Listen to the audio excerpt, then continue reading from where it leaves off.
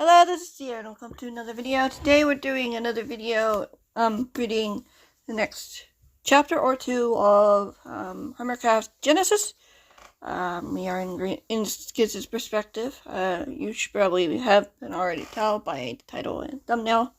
But yeah, you probably already know how long this is going to be, but I'm just gonna get on with it. If you do not want to be spoiled for future storylines and all that stuff, haven't watched the last episode, I would recommend you do that. But of course, if you do just want to enjoy this, feel free to check out my other videos, especially the playlist in the description. And yeah, let's get started. Chapter 3. Skizz walked into the bedroom, following Impulse and Green, with Scar rolling his wheelchair right behind.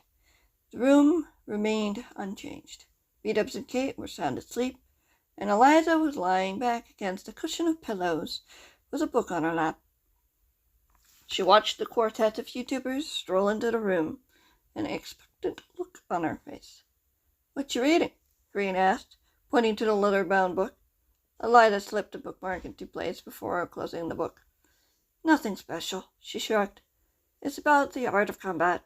One of our assigned readings from our professor." "Liam?" Green arched an eyebrow. "Liam isn't the only combat trainer at the school, you know," Eliza teased, pushing herself up to a sitting position as Green picked up the book, rifling through its pages. "He's the only one we know about, at least," Impulse replied, passing Green as he checked the girl over. "You still look pretty tired."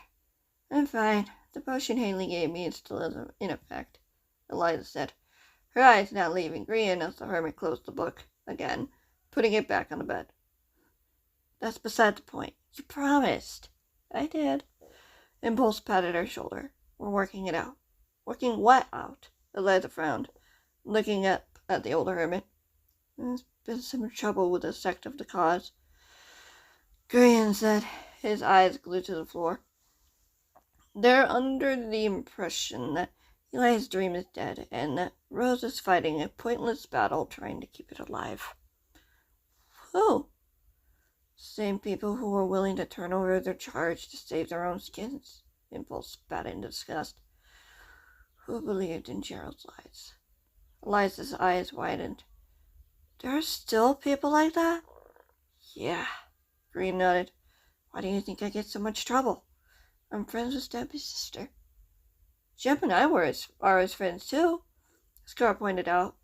"Which was also why Trevor went after you," Impulse replied, giving his friend a glance before stepping away from Eliza's bed.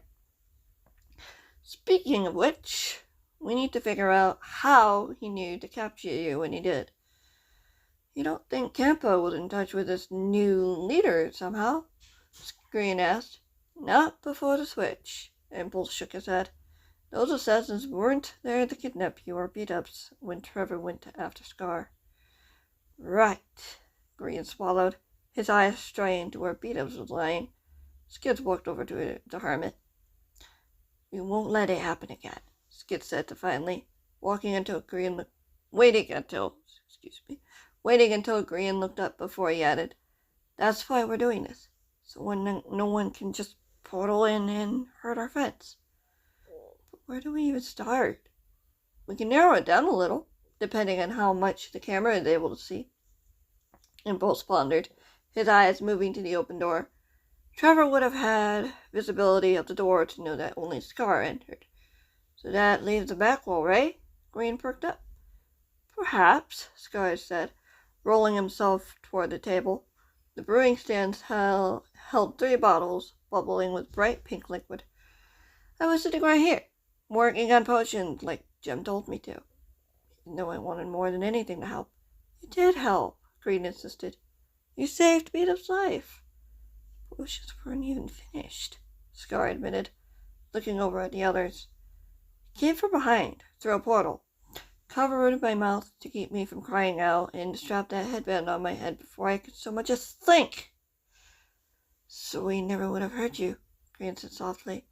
"You were dealing with other things, none of which is your fault." Impulse stated matter-of-factly, his eyes meeting Green's.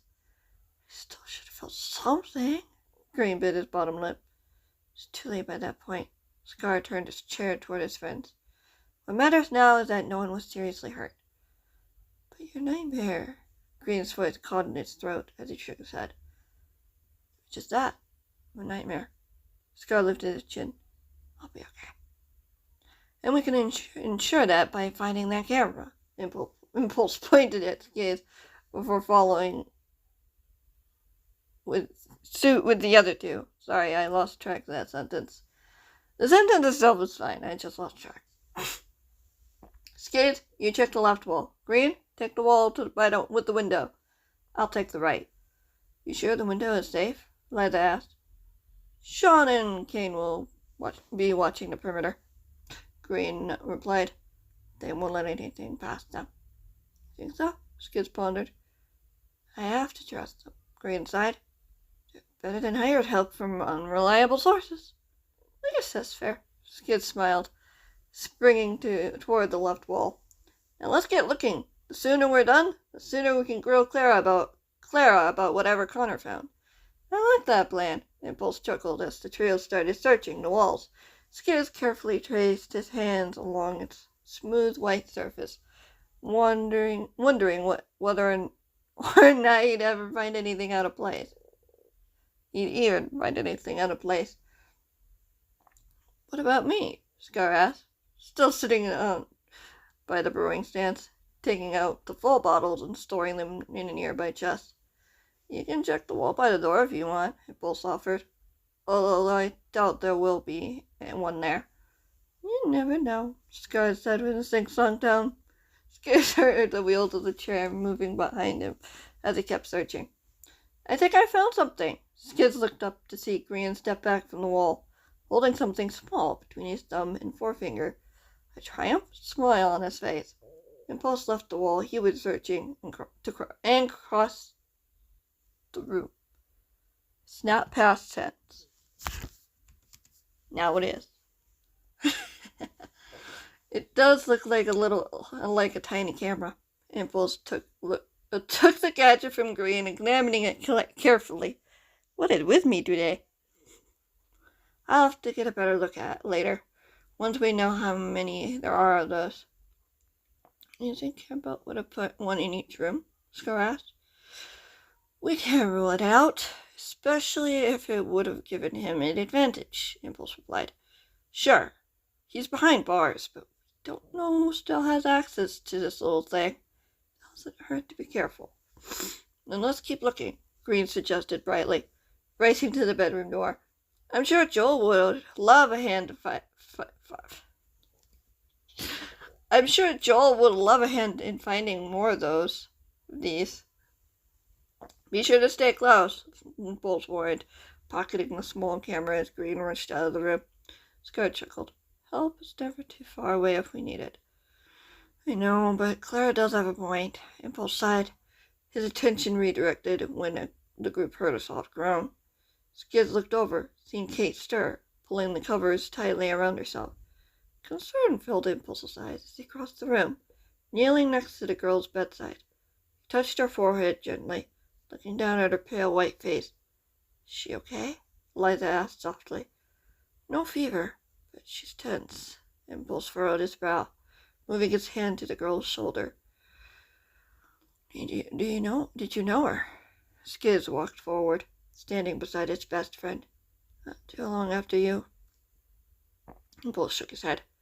Campbell was contaminating the water supply of certain villages and towns. Kate's home was affected, and her mum was poisoned by the water. No. Skizz's eyes widened. Really hard to do possessive of Skizz. Fly. Fortunately, we were able to help her. Impulse rubbed the girl's shoulder gently. Kate let out a heavy sigh, starting to relax. Kate decided to stay with us, wanting to learn how to become a protector. That's sweet, Skizz smiled. She ran right into a trap trying to save me, Impulse sighed. I guess I shouldn't be surprised. I mean, I wouldn't have done it too at her age, Eliza pointed out with a chuckle. Let's look out for each other. I just wish I could have done more. Pulse lowered his head, patting the young teen's shoulder before getting to his feet. You've already done so much, Eliza encouraged. Besides, us protectors have to do something for you once in a while. It's not fair. Pulse shook his head. It shouldn't have to be this way. We'll figure it out. Just out. Skizz assured his best friend, nudging him playfully. These jerks can't keep us down forever. You're getting the wrong one. Those jerks can't keep us down forever. Right, Impulse nodded, turning away from Kate. Let's see if Clara's come back with some supply. Let's see if Clara comes from Kate. Came? Yes. Come, came, chaos, chaos. Let's see if Clara came back with some supply. Yeah, no need for possession there. If not, I've got some reserves hidden somewhere for you, Scar. Excellent, Scar beamed, rolling toward the bedroom door. Green's with Joel and Luke, by the way. Connor and the kids are helping out too. Perfect. The more the merrier. Impulse smiled, gesturing for the other two to follow him. Skizz didn't resist, following his friends out of the room, as Eliza wished them well, cautioning them to be careful. Help is never too far away if you need it, Scar repeated, glancing over his shoulder, giving the girl a swift wave before disappearing from view. Surely is, Impulse smiled. His eyes met Skizz as the YouTuber grinned, nudging his friend again. It was good to be back, and almost like he hadn't missed a beat. Chapter 4? Yeah, I'm not sure how Scar would have recapped him between that and that. Those two scenes, they eventually do. They do. Of course, I don't explain that all here. Do you really need me to do that? It could be just a short paragraph and it'd be fine. Yeah. Skizz has missed a lot, let's just say. Skizz, Impulse, and Scar found Clara in the bedroom beside the sleepover room. The room was similar to the other bedroom in style, with a few less beds. Skizz counted 3 beds in total. Isaac leaned against the wall in one corner of the room, giving the trio a simple nod. Where are Blake and Caleb? Isaac asked, raising an eyebrow. Not far, I'm sure, Clara replied, resting a small pile of papers on her lap that she'd been flipping through. I asked them to check for cameras upstairs. Liam's with Green and Joel, Scar said. Really? Impulse raised an eyebrow. He followed Jean when he saw him slip out of the sleepover room. Scar smirked, shrugging as he sat up straighter. After the ambush last time, I don't think he wants to be far from his charge. Good, Clara said, her eyes glancing at the trio standing in the doorway. I'm guessing you're here to see what Connor managed to find. Is it bad to be curious? Scar giggled. Of course not, Clara smiled. I would never hide something from you, hermits, unless it was a good reason for it. Just a slip-up. An intentional slip-up. So, what is it? What did you just discover? Skizz asked, plopping himself down on an unoccupied bed. Apparently, Project Guardian has been restored, Clara said, her eyes betrayed nothing. What is Project Guardian? Impulse frowned. A project that Mr. A was working on that studied the effects of Guardian lasers not too long before the Eliminators were created. Anyone remembers that one with Denny and the bomb? No, like Legend of the Sea Doggo? That little short story, that's a tease of what Project Guardian was. If you guys are curious, but of course. That was before I wrote Season of Clockwork. Did I really have that all planned? No. That's fine. Let's just go with the flow, Clara replied. The project was meant to create gadgets that could slowly drain the life force of the victim as a means of torture. I suppose Dr. Rainstone found plans that Mr. A saved after the Eliminators were destroyed. Bull shuddered. So that wristband has guardian tag on it installed. Yes, Clara nodded. Dr. Rhinestone wanted to test how long it would take for something or someone to survive the effects of the gadget. Beat-Ups unfortunately was forced to partake in the experiment. Skizz clenched his fists, letting out a heavy sigh. What else has she done? These files only discussed the project mentioned. Clara rose to her feet, folding the papers before offering them to Impulse. I think you'll need this. Perhaps you and Tango can come up with something. Wouldn't that have happened by now? Impulse frowned. We've had to deal with guardians for years, but we could easily get away by hiding behind a wall. Then maybe you can do something like that here. Like a force field that blocks the laser. Skid lifted his head, seeing his friend's uncertainty before the hermit pocketed the files. We'll see, Impulse sighed, his dark brown eyes moving over to the bed beside the woman. Julius was lying under the covers, scars from the infection stretching down his arms as Skizz shuddered. The young man was as white as a ghost, the same man who hurt so many of his friends. And yet, he'd also helped in saving those same friends. Is there anything else I can do for you? Clara took one of Julius' limp hands. We should probably report this to somebody, right? Scar piped in, like Rose. Do we even know she's in charge anymore? Isaac frowned. We haven't heard from her since she gave Liam that mission to capture Campbell. I hope she's okay. Impulse lowered his head to stare at the floor. Skizz got to his feet, taking a few strides to stand beside his friend. I'm sure she's fine, Skizz insisted. Impulse lifted his head, nodding. Yeah, Sky agreed. A knock pounded on the front door. Skizz jumped, looking over his shoulder at the sound as the sound came again, this time followed by a muffled voice. Open the door! Clara frowned, holding up a hand to the group to wait as she went to check it out. Skizz inched toward the bedroom door as he peeked out, seeing the woman open the front door. 3 men shadowed the doorway, 2 of them wearing the cautious camouflage uniforms, while the third man stood tall, his eyes cold. He wore a business suit, black and white. His dark hair was streaked with gray as he glared at the woman in front of him. Where is my daughter? I'm sorry, Clara said, her eyes not leaving the 3 men. I want to see my daughter.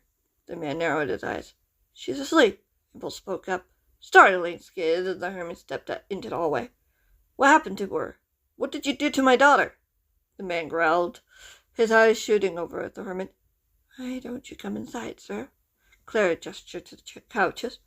The man grunted as he pushed Clara aside, stalking toward the couches. The 2 cause members followed him, not saying a word. Do you know who this guy is? Skid stepped out of his hiding spot, hearing Scar rolling his chair behind him. Robert Kimberly, Scar stated. Kate's dad. I guess he's heard wind of what happened. That's a bit of an understatement. Hermit, Mr. Kimberly sighed, sitting down on the couch by the window. Where's my daughter? She's resting. Clara sat down on the couch at the man's right. The 3 YouTubers entered the room. Tell me why she was even a part of this. The man snapped at the woman, sitting up straight. Skizz sat down next to Clara, with Impulse right behind him. The other 2 cause members took seats to the left. What even was with your security these days? The guys out front wouldn't let us in at first. We have good reason for that, Clara replied. We had to ensure the safety of the hermits, especially with recent events. All I know is that my daughter was attacked. Mr. Kimberly scowled. She only suffered minor injuries, Impulse replied. She's fully healed physically. She is? Scar looked over at the hermit. Already? Impulse nodded. I noticed when I was checking her over earlier. Your daughter is fine, as Impulse has said. Clara's blue eyes met Kate's father's gaze. She'll need time to recover, but there was no serious harm. Dr. Rhinestone had no intention in hurting her. Daughter shouldn't have been there to begin with, the man replied. Why didn't you stop her? I tried. Clearly it wasn't enough. The man rose to his feet, his face turning bright red. He turned to Impulsive Scar. You promised nothing would happen to her. You said she'd be safe here. She is safe here. Claire rose to her feet as well. The enemy has clear access to this base any time they want. How is that safe? Robert boomed, taking a step forward toward the woman.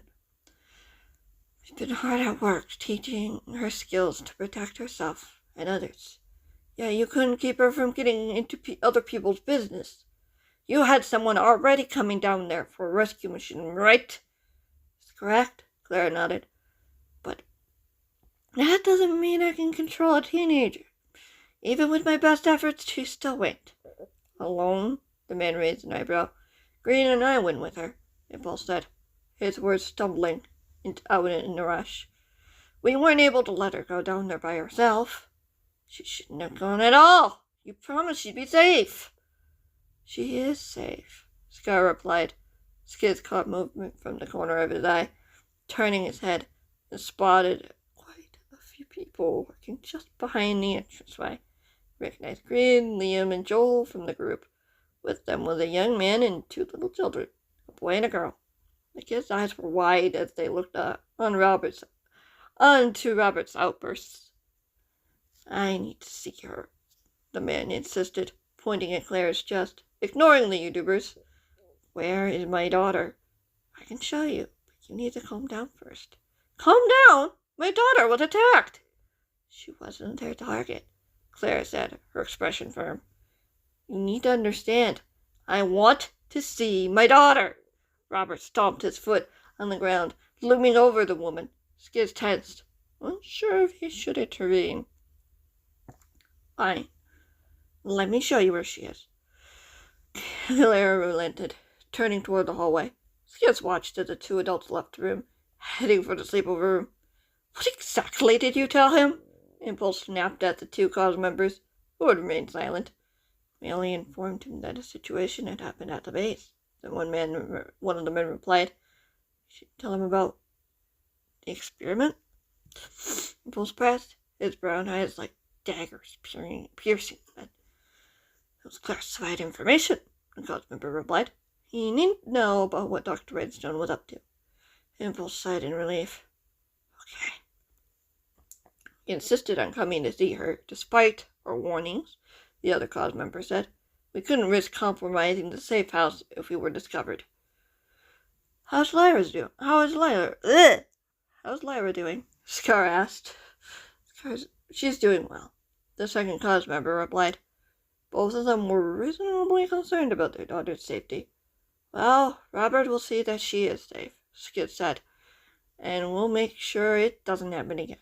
You can't guarantee anything at this time, the first cause member shook his head.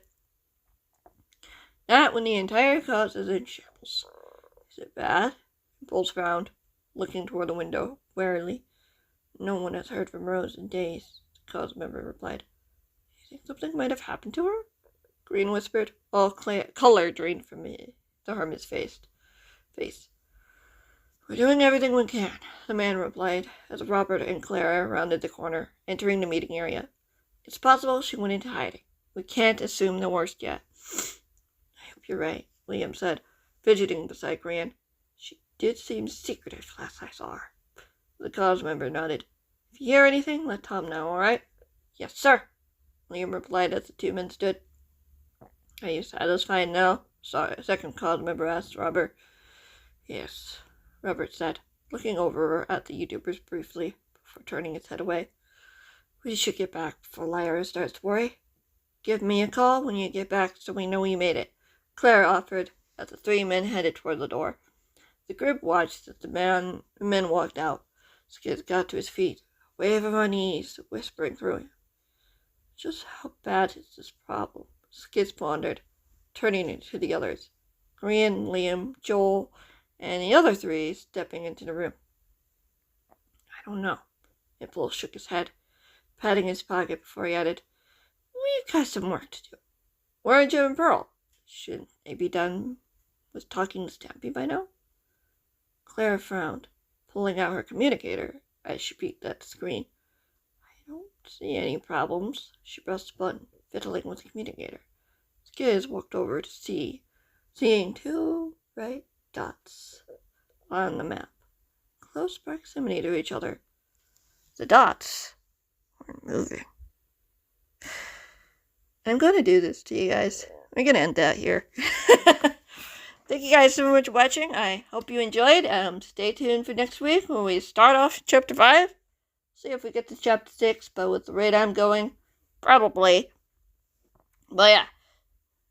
Thank you guys for watching again, and I'll see you in the next one, which is next week, hopefully. Bye!